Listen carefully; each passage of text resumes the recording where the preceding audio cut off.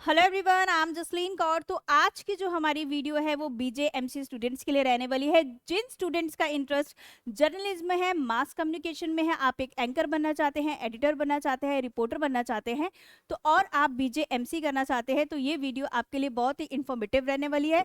अगर आप किसी भी स्ट्रीम से बिलोंग करते हैं, कॉमर्स स्ट्रीम से, आर्ट्स स्ट्रीम से या साइंस स्ट्रीम से आप बिलोंग करते हैं और बीजेएमसी करना चाहते हैं तो आज हम बात करेंगे इसकी एलिजिबिलिटी के बारे में, ड्यूरेशन के बारे में, एंट्रेंस का एग्जाम का आपका क्या पैटर्न रहने वाला है और टॉप कौन कौन सी यूनिवर्सिटी इसमें कवर होती है। तो जानिए कि बीजेएमसी का एडमिशन प्रोसेस कैसे होता है और इसमें कौन कौन सी यूनिवर्सिटी पार्टिसिपेट करती है।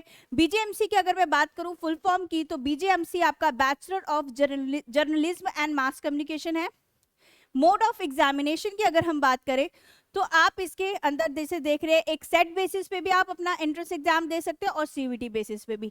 सेट बेसिस पे अगर मैं बात करूं तो सेट बेसिस पे आपका जो कंप्यूटर बेस्ड एग्जाम रहते हैं ऑफलाइन भी हो सकता है, ये ऑनलाइन मोड पे भी हो सकता है, यानी कि कंप्यूटर बेस्ड भी हो सकता है और ऑफलाइन मोड पे भी हो सकता है।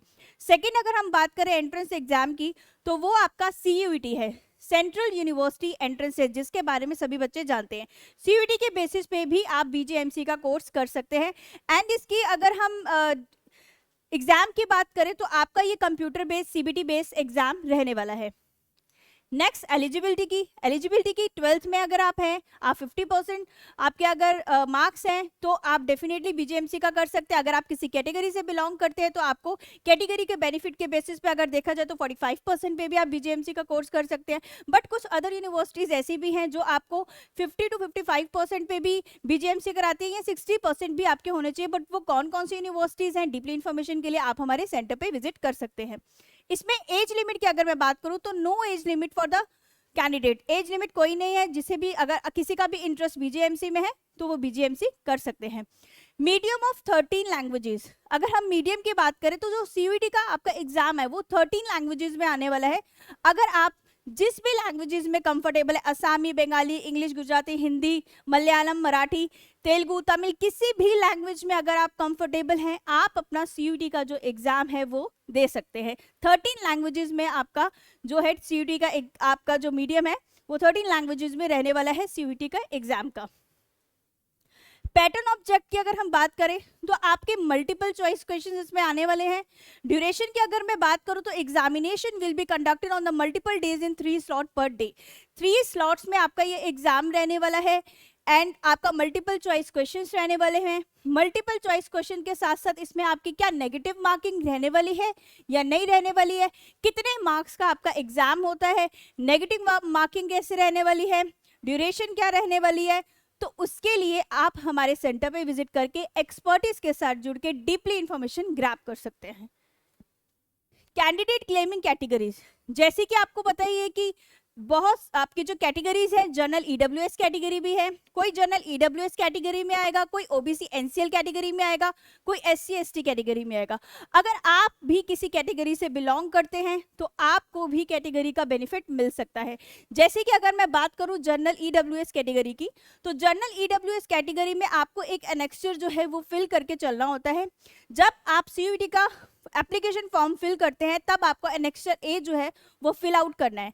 तो एनेक्सचर ए है क्या, वो कौन सा ऐसा सर्टिफिकेट है जो आपको अपलोड करना है, किस टाइम पे आपको अपलोड करना है, कहाँ से ये सर्टिफिकेट आप बना सकते हैं, ये कैसे अपलोड करेंगे, अपलोड करने के बाद आपको इसका क्या बेनिफिट मिलेगा।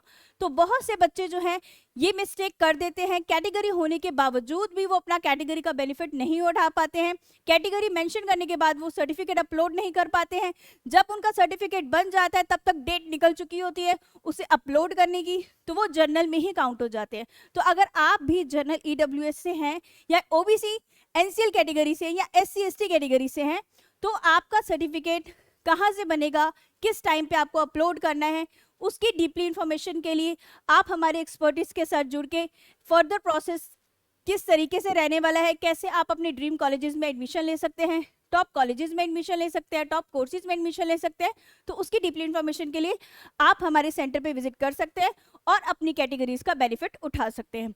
नेक्स्ट अगर हम ओबीसी एनसीएल की बात करें तो ओबीसी अगर एनसीएल से हैं आप तो आपको अपना सर्टिफिकेट रिन्यू करवाना होता है। एनेक्स्चर सेकंड ए जो है वो आपको फिल करना है अपना online application form fill out के टाइम पे। अगर आप एससी और एसटी कैटेगरी से हैं तो आपको एनेक्स्चर जो थर्ड है वो फिल करके चलना जरूरी है। Need to be uploaded in the online application form पे आपको अपलोड करना है।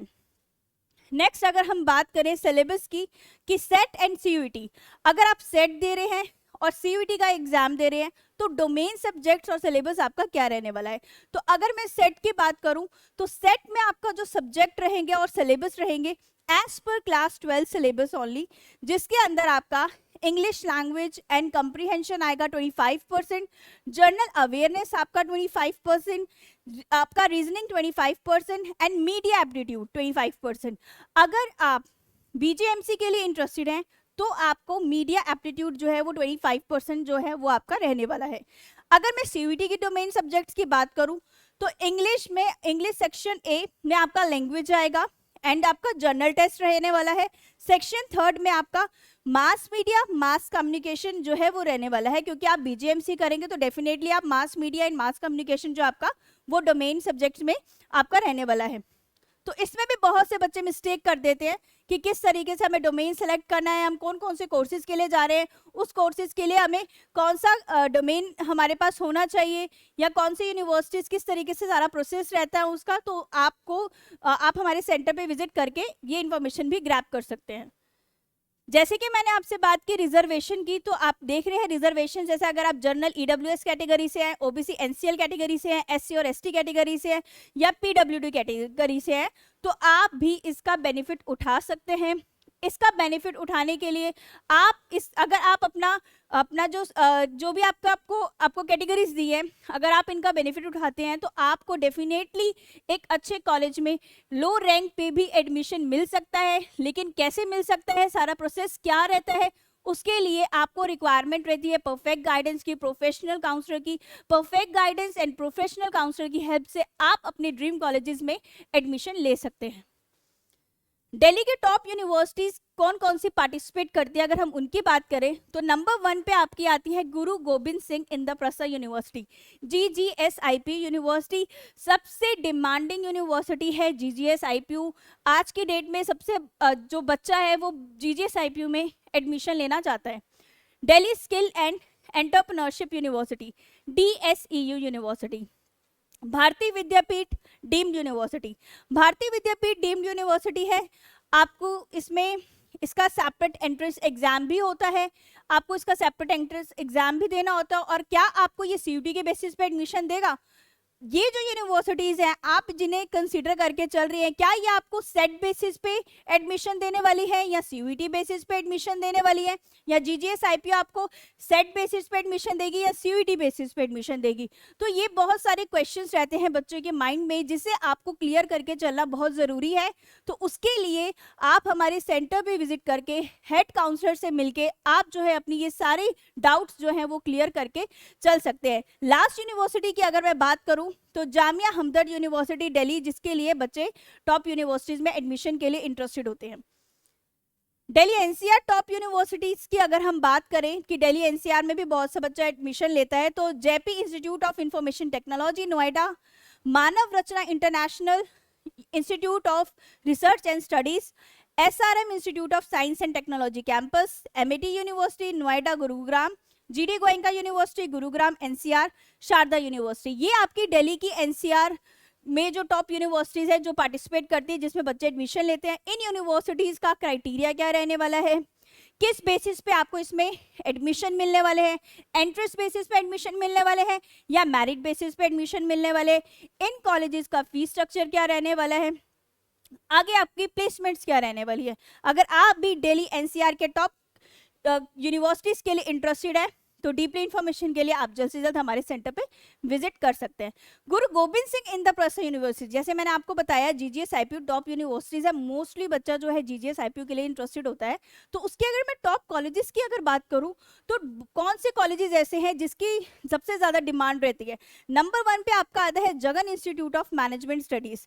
Jagan institute of management studies जो है वो आपका रोहिणी में है, सेक्टर 5 में, जो सबसे ज्यादा डिमांडिंग में रहता है college. Second one is your Jagannath international management school, Vasant Kunj, Maharaja Surajmal institute, Janakpuri में है आपका विवेकानंद यानी कि VIPS, Vivekananda institute of professional study technical campus, institute of information innovation technology and management. ये टॉप 5 आपके जीजीएस आईपीयू के कॉलेजेस है जिसकी सबसे ज्यादा डिमांड रहती है।